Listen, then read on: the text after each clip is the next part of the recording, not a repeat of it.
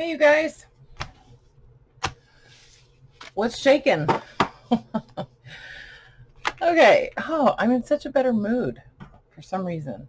All right. So my other sewing machine, the like newer, more modern machine, is having a tantrum. So I decided to put it away in the closet.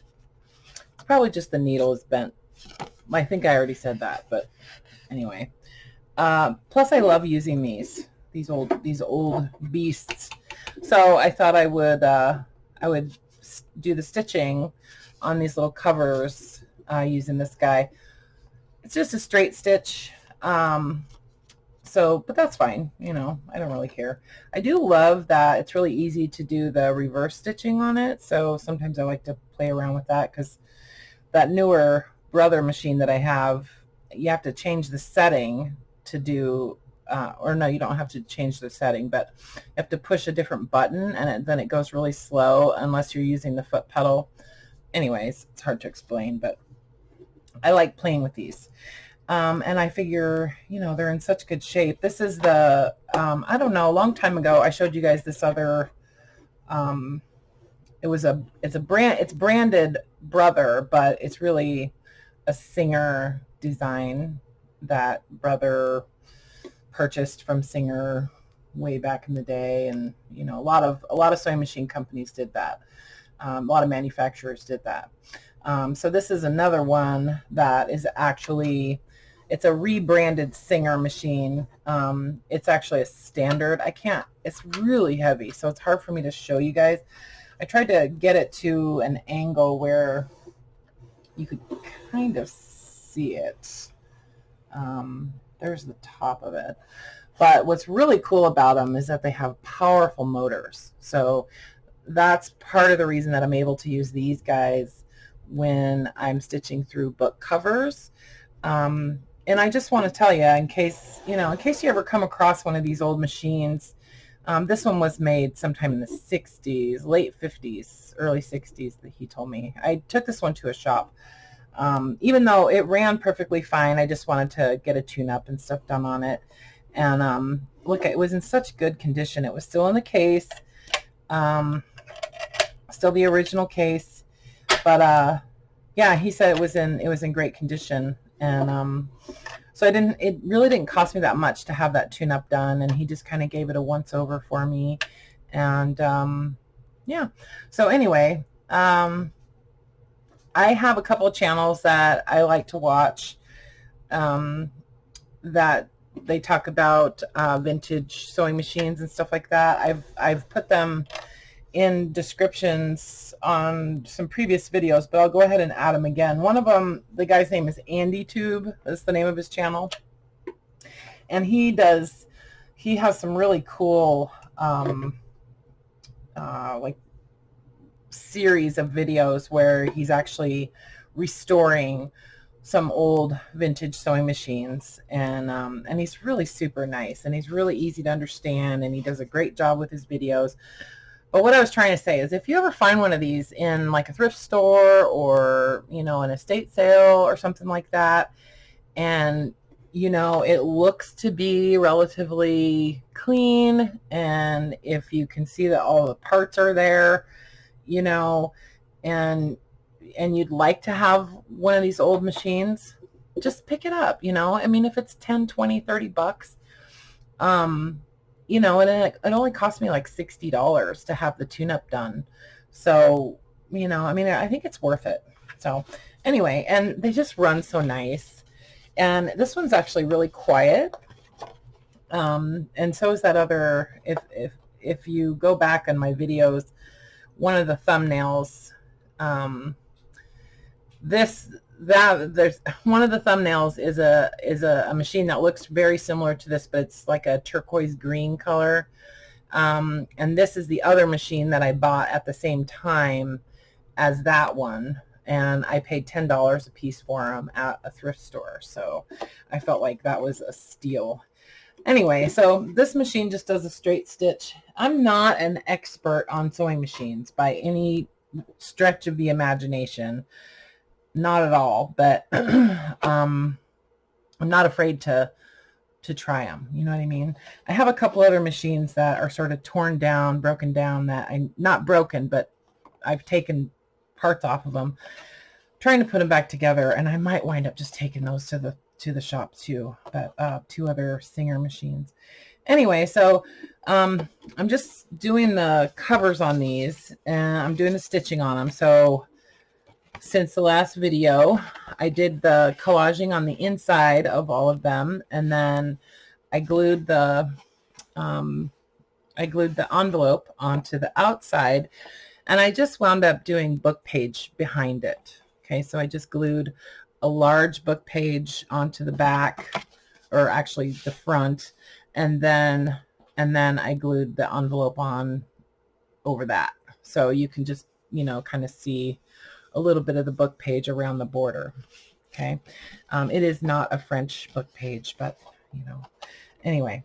Okay, so here's what I'm doing. I've got my little pockets, and I didn't do anything on those because I just like the way they look like that. And I decided not to spray these because I personally just really like the feel of the paper. And I think that when I do the stitching on there, that's going to really help with anything lifting. And, the glue that I use, I've never had any problems with it lifting or anything. So, I feel pretty confident in just, leaving them as is. Anyway, and then when you ink them and stuff, it just, I don't know, it just feels nice. So, okay, so what I wanted to do is I want to have some stitching on the pocket.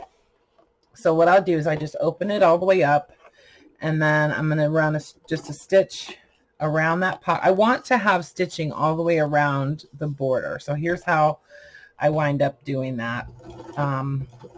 Start on the pocket, because I've got to get my stitching onto the pocket before I fasten it to the, so that it's not moved. before I stitch it, so that it's not open anymore. Okay. I don't know how to explain things sometimes. Okay, so then I'm stitching all the way around the pocket, and then up one side on the inside of the cover, kind of killing 2 birds with 1 stone, stitching around the pocket and one side of on each side of the cover on the spine. Oh my gosh. Okay, so I've got a stitch here and a stitch here, and then it goes around the pocket. And then I want to also have stitching along the bottom, so I can't do that once I fasten the pockets down. So I've got to do that beforehand. So then I'm just going to run a straight stitch right along the bottom. Jimmy might jump up here on the desk here in a second. He's looking like he wants to. Hey, buddy. Where's your toy? Jimmy likes to play fetch. He'll fetch a little piece of wrinkled up paper if I roll it up into a ball. Okay, so then I close up the pockets, and stitching on with the outside of the cover up, I'm going to just do my stitching around the rest of the cover. And I don't bother to lift at the corners. I just kind of turn it.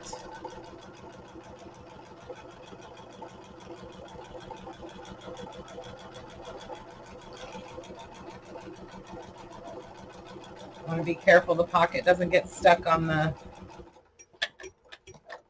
that plate. Okay, so now I've got the pockets are fastened in place, and I've got my stitching all the way around the border on the front and the back. Okay, so let's do one. I've got 2 more to do, so I'll just do those real quick, and then I'll show you just, how, see, I'm still pushing right here because I feel like I have my other machine where it's the push button. Sometimes you gotta get it going. You gotta spin the wheel a little bit.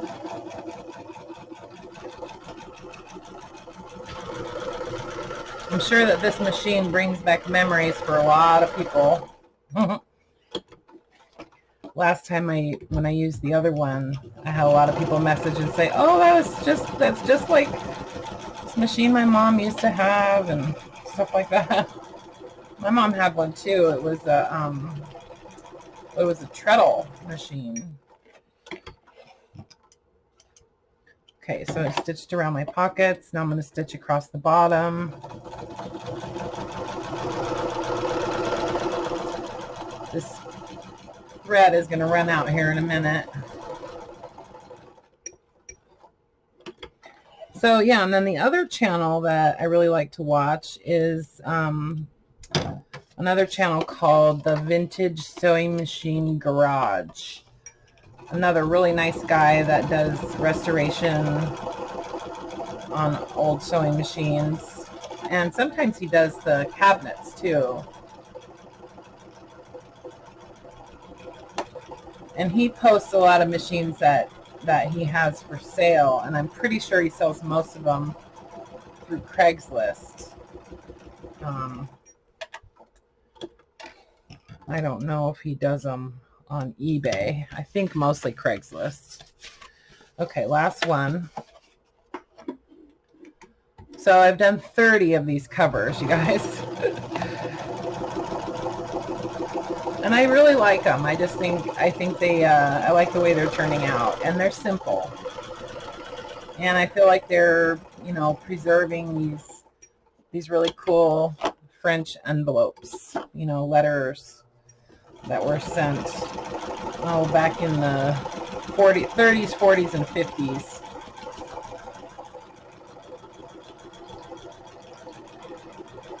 And then I saved all the letters, so I'll use the letters as pages in the journals, some of the pages in the journals. These old machines, you do need to oil them. There's, you know, depending on how long you're sewing, how hard you're using it, you know, the thickness of the fabric or paper you're stitching through. You do want to stop and oil the machine occasionally if you're working on kind of a long project, you know. I think there's like a certain number of hours that it runs that you want to oil it. But like I said, if you're running it real hard, or you're, you know, stitching something that's, whoops, the pocket got caught on the edge of the machine there. If you're stitching, if you're just putting it through some heavy use, you probably need to oil it more often. And sometimes you can actually start smelling it. You know, you can start smelling the machine getting hot, and you can just kind of tell that it needs to be oiled. Anyway, so there's that. And I used a white bobbin thread for some of these, not all of them. Okay. So I'm just going to push this guy up here, and then, oh, I wanted to do the corners.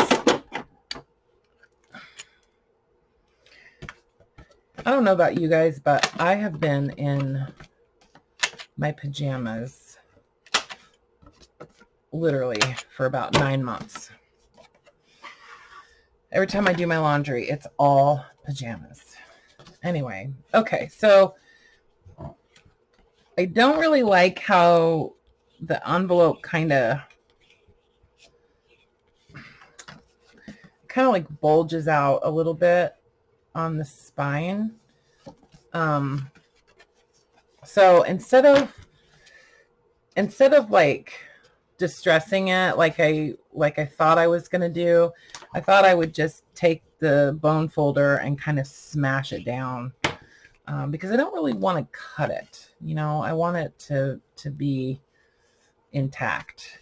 But I am going to do a little bit of distressing on the inside, just a little, and then right around the edges.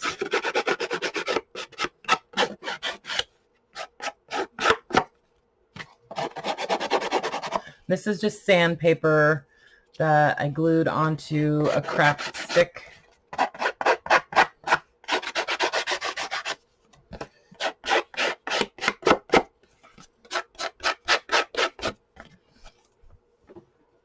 Okay, so it's kind of messy. And then I'm just going to do a little bit of inking. So I'll do all of those at once, and then I will come back and ink all of them. So I want to fold this back and kind of just do that inside right on the crease. A little bit of inking. Might as well do right along the bottom too. And then on the outside too.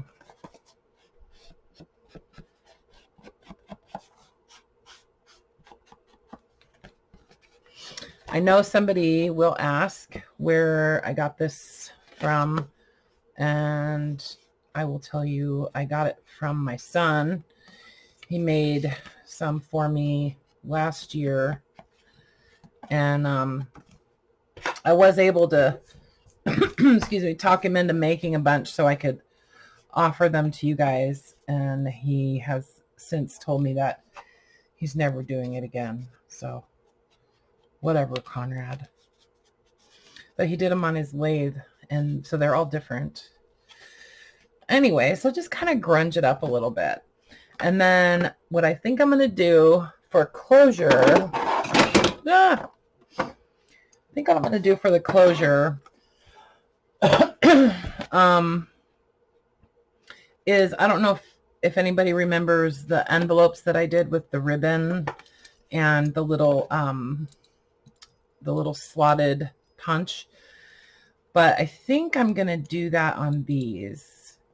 And how I think I might do it, hang on, let me grab one that's kind of a practice.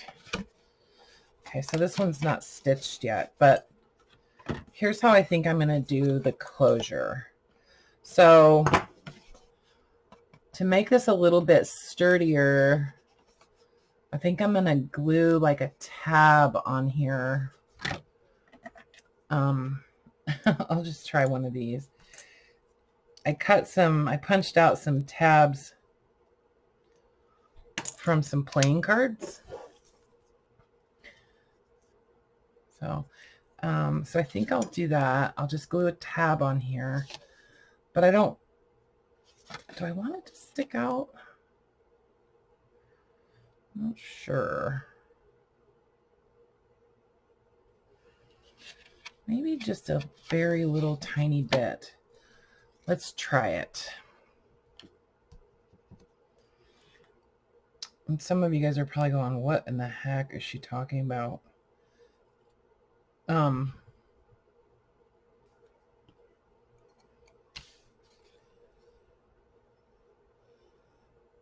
Yeah, I think I'm going to just have it stick out just a little bit.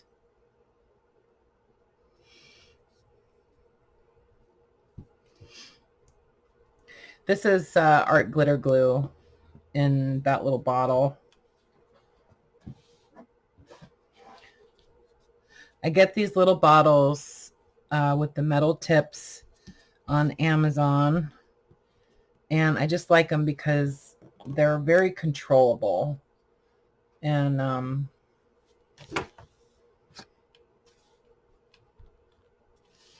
yeah, because they're very controllable, because they're tiny. Okay, so I think I'll do that, and then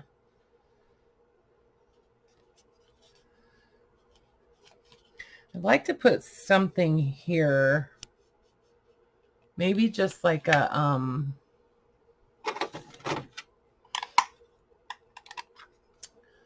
some kind of like a piece of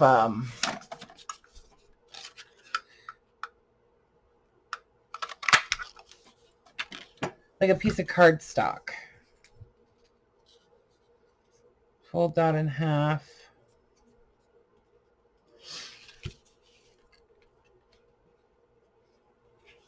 And this is just an idea. I don't know. I'm not sure if this is going to be what I wind up doing or not, but I'm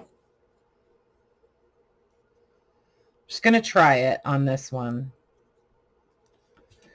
Let's see if I like it. So I want to try to line it up with that tab so that they're in line. This might be too thick for me to punch. I don't know. Anyway, I'm just adding a little bit of paper here because I want to like reinforce it, you know.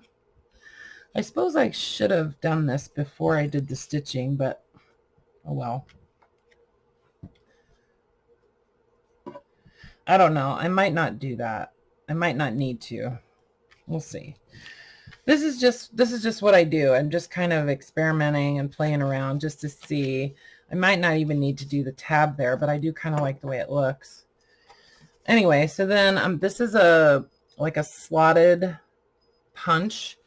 I got this at Hobby Lobby. So I'm going to try to just punch this right on the very edge of that. Straight. Okay, and then, yeah, I don't know if this is going to work or not. It's a pretty strong punch, though. There we go. Okay, so punch that like that, that like that. So I wind up with a slot on either side of the spine. And then here's the rest of my idea. Hold the phone.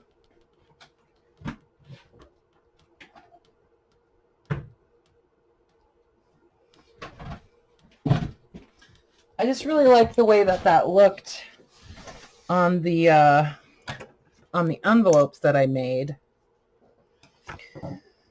using the seam binding. So let's see. Through the tab. Oh my God. Get through there. Okay. Like that. And then through there. Yeah, I like that. Okay, and then so the reason that I wanted the slot for the ribbon to be outside the edge of the cover, because I didn't want, when this is closed, I didn't want the cover to be in the way of the ribbon. You know what I mean? I wanted it just slightly outside the edge of the cover. So yeah, I don't know. I think that's kind of cool. And then you can just tie it in a bow. What do you think? What do you guys think? Good? Yeah, it almost looks like a little buckle or something on there. Anyway, I could put a tab here too, but you know, like maybe facing in or something. I don't know. I kind of like just the circle. Maybe I could do that with some decorative paper or something. You know, just right there. And then I'll wind up punching where I have my stitching, but I don't really think that makes much difference. It's going to be glued on there. So yeah, so I think that's what I'm going to wind up doing for these covers. I need to do all of my punching before I put any pages in here. What I might do is make these just covers and then do an elastic, you know, binding, and then just insert like a pamphlet in there, like a little notebook, like an insert, you know, so that you'll just have a cover. So whoever, you know, if anybody buys them, I'm assuming somebody might buy one, but then you'll just have like a notebook cover where you could you could make more inserts to add into it or whatever. So how does that sound? And then just keep them simple, you know. And I have tons of seam binding, so this will be good. And I think that'll look nice with the envelope, you know, then it's just like a little packet, like a special little packet. See, it's cute. Okay, so anyway, so that's what I'm doing, guys, making my minis. These are like my little fall monthly October, November minis. Okay. All right. So that's it. I was thinking about doing some little fabric cluster type things for these, but I don't really think they need it. I might. So I've done just some simple little clustery little deals. What I might do is put one of these little clusters on the first page of the insert, like, you know, because I'll probably use a piece of cardstock, and so I could use one of these little guys and maybe stitch a couple of buttons on it or something. So I thought we could do that together too. I'll just I'll kind of show you my thought process in putting together some of these little fabric clusters. I don't know if they're clusters. They're more just like little layered pieces. But yeah, because I have this giant basket full of all kinds of fabric scraps and stuff. So I will do that with you guys tomorrow. And I'm going to finish working on these and get the tabs on and get them all punched and stuff. And then I probably don't need to add the seam binding yet. That'll be kind of a hassle. And then tomorrow when we do the clusters, I'll show you guys how I do the elastic binding too, because I've had a couple people ask me how I do that. So we'll do that, and then we'll just do some, you know, simple inserts and use up some scrappy papers and some of this French ephemera, you know, some ledger paper and things like that. And then I think I can get these done, you know, in a few days. So in a couple days. So believe it or not, I can really kind of crank them out. And once I get a design and I get it going, like once I figure out what I'm going to do with like a prototype, then it's relatively easy to just turn the TV on and just sit and collage and, you know, just complete one step at a time for each one. And then, you know, like I'm doing all the stitching today. So now I've got the stitching done. Now I'm going to do the closures. So I'm going to pull out some more playing cards maybe and use those for, because it's real thick, you know. Anyway, all right. So there we go. If you guys have any questions about any of that, just leave them in the comments. And I'll try to answer them either in the comments or on a video, hopefully tomorrow. I think I could probably do tomorrow. Wouldn't that be fun? Okay. If you have questions about the sewing machine, like details about it or anything like that, if anybody wants to know, like, oh, you know, the model number or anything like that, I will try to find that information. But, you know, it's really nothing like super collectible or anything like that. It's just an old sewing machine. But yeah, but check out those two channels that I told you guys about, and I'll leave those in the description. And then, yeah, so I will see you guys tomorrow. Okay? All right. I love you. Bye for now. And thanks for watching. That's what I meant to say. Okay.